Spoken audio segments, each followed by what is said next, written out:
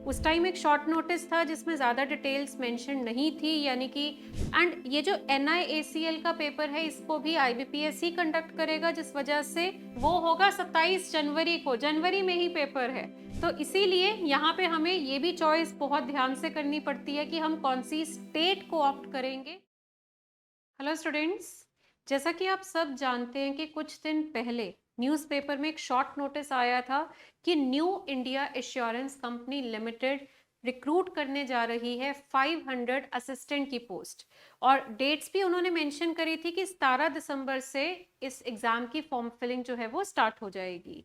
उस टाइम एक short notice था जिसमें ज़्यादा डिटेल्स मेंशन नहीं थी, यानी कि आपका एग्ज़ाम का पैटर्न क्या होगा, एलिजिबिलिटी क्राइटेरिया तो उन्होंने बता दिया था, बट कुछ डिटेल्स उस नोटिस में नहीं थी। तो अब फाइनली न्यू इंडिया एश्योरेंस ने अनाउंस कर दिया है अपनी वेबसाइट पे पूरी की पूरी कंप्लीट ऑफिशियल नोटिफिकेशन।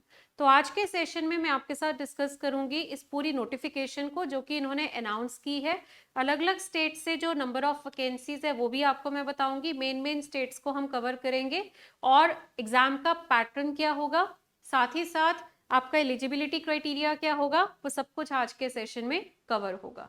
तो चलिए सबसे पहले हम बात करते हैं वैकेंसीज की। ओके, तो आपके सामने जैसा कि आप सब जानते हैं, देखिए ऑफिसर पोस्ट जो होती है, जैसे कि IBPS ही कंडक्ट करता है सभी बैंकिंग और इंश्योरेंस एग्जाम्स को, एंड ये जो NIACL का पेपर है इसको भी IBPS ही कंडक्ट करेगा, जिस वजह से इस एग्जाम का पैटर्न जो है और नोटिफिकेशन जो है वो काफी हद तक बैंकिंग एग्जाम्स की तरह ही है। ओके, रिक्रूटमेंट प्रोसेस बिल्कुल जैसे आपका बैंकिंग का होता है वैसा सा ही रहेगा इंश्योरेंस एग्जाम्स में भी, क्योंकि सभी इंश्योरेंस एग्जाम्स को कंडक्ट करता है IBPS, और इसीलिए वही आपका प्रीलिम्स और उसके बाद मेंस वही सब चलेगा इसमें। और जैसा कि आप सब जानते हैं कि अगर आप ऑफिसर पोस्ट का कोई भी फॉर्म फिल कर रहे हैं तो ऑफिसर पोस्ट में आपकी ऑल इंडिया पोस्टिंग कहीं भी हो सकती है, बट अगर आप क्लेरिकल या असिस्टेंट का फॉर्म भरते हैं ना, तो आप जिस स्टेट को ऑप्ट करेंगे वहीं पे आपकी पोस्टिंग होगी। मान लीजिए कि अगर आपने पंजाब ऑप्ट किया है तो अगर आपकी सिलेक्शन होती है पंजाब का अलग से कट ऑफ निकलेगी, और अगर आपकी वो कट ऑफ क्रैक हुई है तो आपकी रिक्रूटमेंट पंजाब के विद इन कहीं भी हो सकती है। ओके, तो इसीलिए यहाँ पे हमें ये भी चॉइस बहुत ध्यान से करनी पड़ती है कि हम कौन सी स्टेट को ऑप्ट करेंगे, ठीक है, ताकि हम जो है उसी स्टेट में ही हमें पोस्टिंग मिले। तो चलिए सबसे पहले तो देखो आपके सामने है मेन इसमें से हम देखते हैं कि जैसे कि चंडीगढ़ की वैकेंसीज कम ही होती है हमेशा, बट वही बात है ना कि एप्लीकेंट्स भी कम होते हैं। तो चंडीगढ़ की वैकेंसीज जो है वो आपके सामने है 5। ओके, अच्छा, दिल्ली की वैकेंसीज हैं 12, और गुजरात की 50 वैकेंसीज है, हरियाणा में 5, हरियाणा में कम निकली है इस बार, हिमाचल की 2 वैकेंसीज, ओके, जम्मू कश्मीर की 4 वैकेंसीज, ओके, कर्नाटका में बहुत सारी वैकेंसीज अनाउंस हुई है, कर्नाटका में टोटल 50 वैकेंसीज है, ओके। इसके बाद केरला में अगर हम देखें, है ना, तो देखो एक तो चीज आपको मैं ये टोटल वैकेंसीज बता रही हूँ जिसमें आगे फर्दर ब्रेकअप होगा जर्नल वैकेंसीज जो होती हैं और रिजर्व्ड कैटेगरीज जो होती हैं, ये मैं आपको बता रही हूँ टोटल वाली, ठीक है जी। अच्छा, अब इसके बाद नेक्स्ट बात करें केरला की 40, मध्य प्रदेश में भी 40, महाराष्ट्र में बहुत सारी है, महाराष्ट्र में देखो 105 वैकेंसीज निकली हैं, उसके बाद उड़ीसा की 10, पंजाब की 14, पंजाब की 14 वैकेंसीज है, राजस्थान की 15, तमिलनाडु की 40, और इनको अगर हम एडअप करें यूपी की भी मैं आपको बताना चाहूंगी, उत्तर प्रदेश की जो है वो 24 वैकेंसीज है, ओके। और आई थिंक मैंने बिहार को मिस कर दिया, हाँ बिहार में भी कम है, बिहार की 2 वैकेंसीज है, ओके। तो ये सभी को अगर हम एडअप करते हैं तो टोटल ये 500 वैकेंसीज बनती है अलग अलग स्टेट्स की। अब आपने देखना है कि आप जिस स्टेट से हैं, आप जो है वहां का मतलब आप उसके या नियर बाय जो स्टेट्स है वहां का भी फॉर्म फिल कर सकते हैं, तो आपको वो वैकेंसीज देख लो, उस हिसाब से अपनी कन्वीनियंस देख लो, उस हिसाब से आप देख लो कि आप कौन सी स्टेट को फिलअप करेंगे, ओके। अच्छा, आगे बढ़ते हैं इंपॉर्टेंट डेट्स की तरफ। अब आपकी इंपॉर्टेंट डेट्स क्या है, देखिए ये तो हमारा शॉर्ट नोटिस में ऑलरेडी उन्होंने बता दिया था कि आपकी जो फॉर्म फिलिंग है, ऑनलाइन रजिस्ट्रेशन है, वो स्टार्ट हो जाएगी 17 दिसंबर को, और ये 1 जन तक आप अपना फॉर्म यानी 1 जनवरी 2025 तक आप अपने इस फॉर्म को फिल कर सकते हैं। ओके, 1 जान तक आप इस फॉर्म को फिल कर सकते हैं। ड्यूरेशन बहुत कम है। ओके, समय बर्बाद नहीं करना, आपने आजकल में ही इस वैकेंसी को फिल कर देना है अगर आपने इसको भरने का सोचा है। अच्छा, उसके बाद आपका जो डेट्स है, डेट्स भी उन्होंने अनाउंस कर दी है कि आपका जो टियर 1 होगा, प्रिलिमिनरी एग्जाम होगा, वो होगा 27 जनवरी को। जनवरी में ही पेपर है। ओके, अगर आप ऑलरेडी आईबीपीएस की तैयारी करके हटे हैं या एसबीआई एग्जाम की तैयारी कर रहे हैं तो साथ ही साथ इस फॉर्म को भी फिल कर दीजिए, क्योंकि सिलेबस में कोई मेजर डिफरेंस नहीं है, वही सारा सिलेबस आपका चलेगा। तो ये टियर 1। अच्छा, इसके बाद टियर 2। टियर 2 जो है, टियर 2 आपका होगा 2 मार्च 2025 को। ओके, 2 मार्च को आपका मेंस का एग्जाम है। और बाकी कॉल लेटर्स की डाउनलोडिंग उन्होंने बोल दिया है कि आप पैनिक करो, इससे बेटर है कि ये चीज उन्होंने खुद ही लिख दी कि 7 days prior to the date of each examination, आपका जो प्रीलिम्स का एग्जाम है उससे हफ्ता पहले कॉल लेटर जो है इनकी वेबसाइट पे आ जाएंगे, और जब आपका मेंस का एग्जाम होगा उससे भी हफ्ता पहले कॉल लेटर इनकी वेबसाइट पर आपको अवेलेबल रहेंगे। तो ये है आपकी इंपॉर्टेंट डेट्स। ओके, बाकी एज के रिगार्डिंग उन्होंने बोला है कि एज ऑन 1 दिसंबर 2024 उन्होंने बोला है कि आपने एज को चेकआउट करना है, और मिनिमम एज आपकी होनी चाहिए, मतलब कम से कम आपकी एज 21 साल की, और मैक्सिमम एज जो है वो 30 ईयर्स चलेगी, और एज ऑन 1 दिसंबर 2024। ओके, तो ये एज का क्राइटेरिया है, एक बार जरूर इसको चेक कर लेना। अच्छा, इसके बाद शेड्यूल्ड कास्ट और शेड्यूल्ड ट्राइब कैटेगरी में 5 साल की अपर एज की रिलैक्सेशन है, मतलब अगर वो मान लीजिए 35 तक की एज के हैं तब भी वो फॉर्म को फिल कर सकते हैं। इसी तरह से ओबीसी की 3 साल की रिलैक्सेशन है अपर एज में। बाकी जो है आपकी अलग अलग तरह की पर्सन्स विद डिसेबिलिटीज जो है, जो एक्ट के अंडर डिफाइंड है, उनको 10 साल की रिलैक्सेशन है। ओके, एक्स सर्विसमैन है या जो डिसेबल्ड है, उनका जो एक्चुअल पीरियड ऑफ सर्विस है डिफेंस फोर्सेस में plus 3 year subject to maximum of 45 years. ठीक है, मैक्सिमम 45 ईयर्स हो सकता है। और बाकी widows, divorced women, women legally separated from their husbands who have not pre married, उनको 5 साल की रिलैक्सेशन है।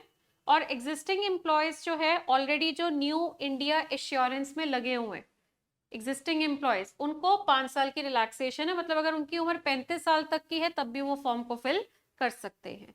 और अगर आप इनमें से किसी भी कैटेगरी में नहीं आते हैं तो आपकी मैक्सिमम एज की लिमिट जो है वो 30 ईयर्स है। ओके, 30 साल की एज आपकी मैक्सिमम है। अच्छा, अगर मैं बात करूं एजुकेशनल क्वालिफिकेशन की, एजुकेशनल क्वालिफिकेशन में उन्होंने सिंपल बोला है कि आपके पास मिनिमम क्वालिफिकेशन ऑफ ग्रेजुएशन होनी चाहिए, किसी भी स्ट्रीम की चलेगी, किसी भी डिसिप्लिन, चाहे वो आपका आर्ट्स हो, कॉमर्स हो, मेडिकल हो, नॉन मेडिकल हो या कुछ और हो। बच्चे कई बार पूछते हैं कि मैम हम भर सकते हैं, हमने इसमें करिए उसमें करिए, किसी में भी कर रखी है, उन्होंने मेंशन किया है जस्ट आप ग्रेजुएट होने चाहिए।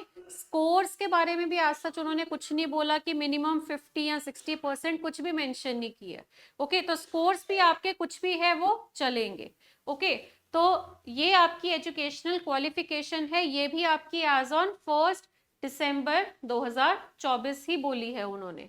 ओके, और बाकी देखिए, जैसा कि आप कोई भी अभी तक अगर आपने यहाँ पहला ही पेपर है तो मैं आपको बता देती हूँ कि आप कभी भी किसी क्लर्क या असिस्टेंट फॉर्म को भरते हैं ना तो वहां पे एक लैंग्वेज प्रोफिशिएंसी टेस्ट होता है।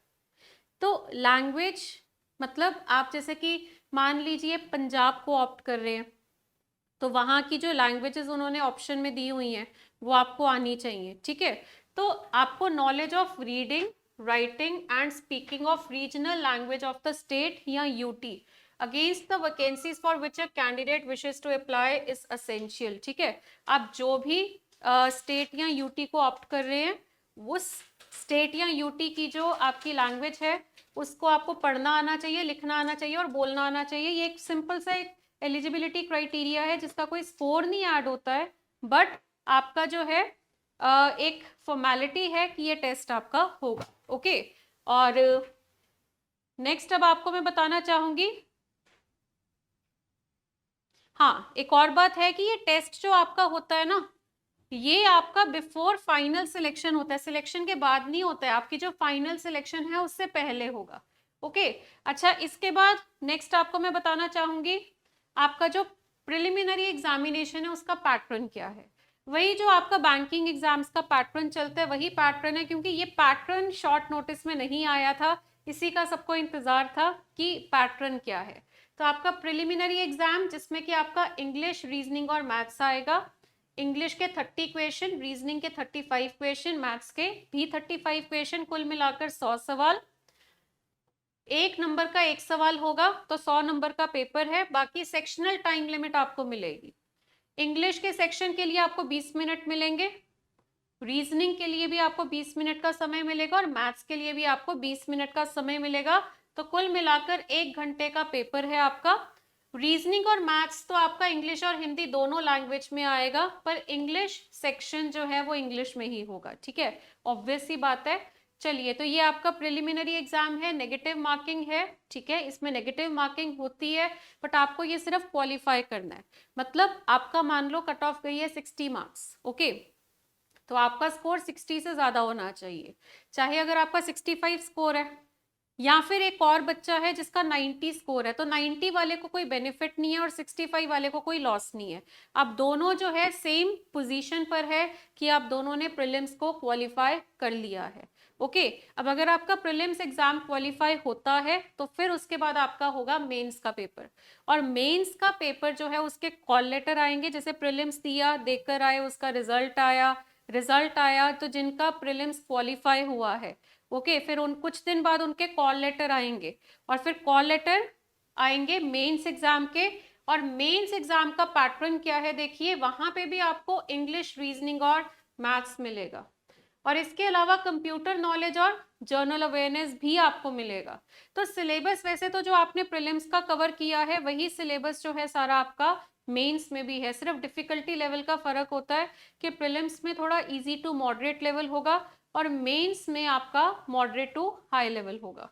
और अब यहाँ पे आप देख सकते हैं कि इसमें नंबर ऑफ क्वेश्चंस क्या है, 200 सवाल, ठीक है, 200 क्वेश्चंस है, और इंग्लिश के 40 क्वेश्चन, रीजनिंग के भी 40, मैथ्स के भी 40, और बाकी आपका कंप्यूटर और जर्नल अवेयरनेस इनके भी 40 सवाल, ओके। और कुल मिलाकर 200 क्वेश्चन है आपके, राइट। अब इसके बाद मार्क्स की अगर मैं बात करूं तो ये 40 क्वेश्चन जो है ये 50 मार्क्स के हैं यानी कुछ क्वेश्चन ऐसे होंगे जो 2 नंबर के होंगे, ऐसे ये 40 क्वेश्चन आपके 50 नंबर के, ये 40 50 नंबर के, ये 40 भी 50 नंबर के। तो कुल मिलाकर 200 सवाल आ रहे हैं और मार्क्स आपके बन रहे हैं 250, 250 नंबर का पेपर है। अच्छा, अब यहाँ पे अगर आप ड्यूरेशन देखते हैं तो ये 40 क्वेश्चन जो है ये इसको सॉल्व करने का आपको 30 मिनट का समय मिलेगा। इंग्लिश, रीजनिंग और मैथ्स इसके लिए आपको बराबर समय मिल रहा है। वैसे इंग्लिश का थोड़ा कम कर सकते थे, रीजनिंग मैथ्स का थोड़ा सा बढ़ा देते, बट चलो जैसा उन्होंने दिया है 30 मिनट्स आपको इन तीनों के लिए मिलेंगे। और जो आपका कंप्यूटर है उसके लिए 15 मिनट और जर्नल अवेयरनेस के लिए भी 15 मिनट, कुल मिलाकर आपका जो समय है वो 120 मिनट का है। और वही सेम बात रीजनिंग, मैथ्स, कंप्यूटर और जीके आपको इंग्लिश और हिंदी दोनों लैंग्वेज में मिलेंगे, बट जो आपका इंग्लिश का सेक्शन है वो आपको एक ही लैंग्वेज में मिलेगा, जो कि कौन सी है, इंग्लिश की लैंग्वेज है, ओके। अच्छा, अब बात करते हैं कि आपकी जो एप्लीकेशन फीस है। देखिए, एप्लीकेशन फीस जो कि आपकी सेम डेट्स रहेंगी फीस अप्लाई करने की। आप फॉर्म फिल कर सकते हैं 17 दिसंबर से लेकर 1 जनवरी तक, ओके। और साथ ही साथ फॉर्म के साथ साथ आपने जो लास्ट में एक एप्लीकेशन फीस देनी होती है उसकी भी डेट्स दोनों सेम है। और फीस आपकी क्या है, 850 जर्नल कैटेगरी की, ओके। और बाकी इसमें आपका जीएसटी इंक्लूसिव है, ओके। और दूसरा जो बाकी SC, ST, PWBD और एक्स सर्विसमैन है उनकी फीस जो है वो 100 रुपीज है। तो ये है आपकी रजिस्ट्रेशन फीस। तो अब आई होप आप सबको अच्छे से पता लग चुका है। देखो, एलिजिबिलिटी क्राइटेरिया और आपका जो है number of vacancies, important dates, prelims की डेट पहले अनाउंस नहीं हुई थी, डेट्स आपको पता लगी थी शॉर्ट नोटिस में सिर्फ और सिर्फ कि आप फॉर्म फिलिंग कब से शुरू करेंगे और कब तक खत्म करेंगे, है ना। प्रीलिम्स की डेट, मेंस एग्जाम की डेट आपकी इस नोटिफिकेशन में आई है जो डिटेल्ड है। एग्जाम का पैटर्न वो भी आपका जो है इस नोटिफिकेशन में आया, जो कि पहले उन्होंने नहीं बताया था। बाकी नेगेटिव मार्किंग जो है वो आपकी प्रीलिम्स में भी रहेगी और मेंस में भी रहेगी, ओके।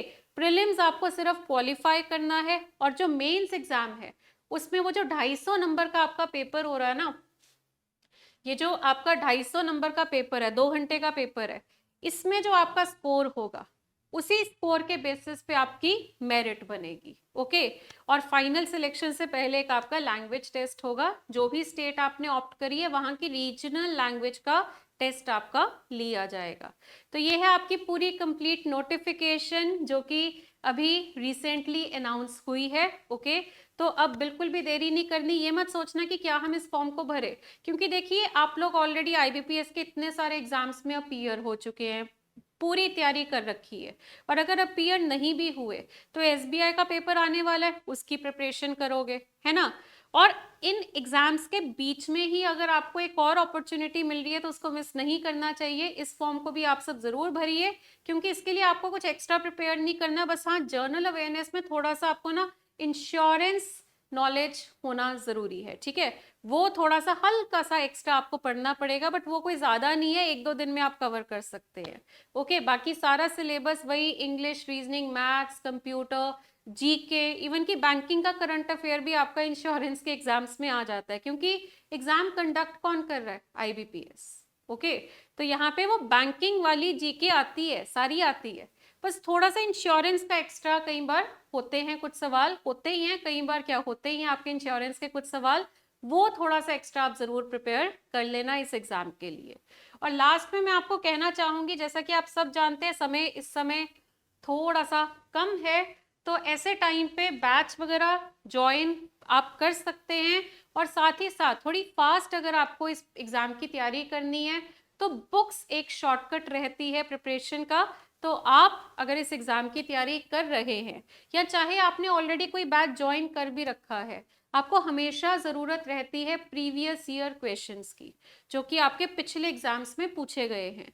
तो ये 2 बुक्स जो है, ये इंग्लिश की बुक है जो कि सतेंद्र सर ने बनाई है, और ये रीजनिंग की बुक है जो कि मैंने बनाई है। ओके, और इन दोनों बुक्स की अगर मैं बात करूं, सेम फीचर्स है कि इन दोनों बुक्स में हमने कवर किए हैं 2016 से लेकर 2024 तक के आपके जितने भी आईबीपीएस के एग्जाम्स हुए, चाहे वो बैंकिंग का हो चाहे इंश्योरेंस का हो।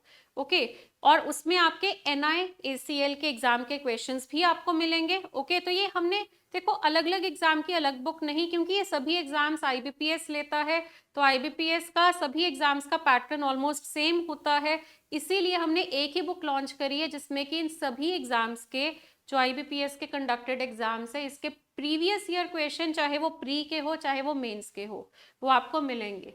इंग्लिश के टोटल आपके 21 चैप्टर्स है, और 2400 प्लस पीवाईक्यूज आपको प्रैक्टिस के लिए मिलने वाले हैं विद डिटेल्ड सॉल्यूशन।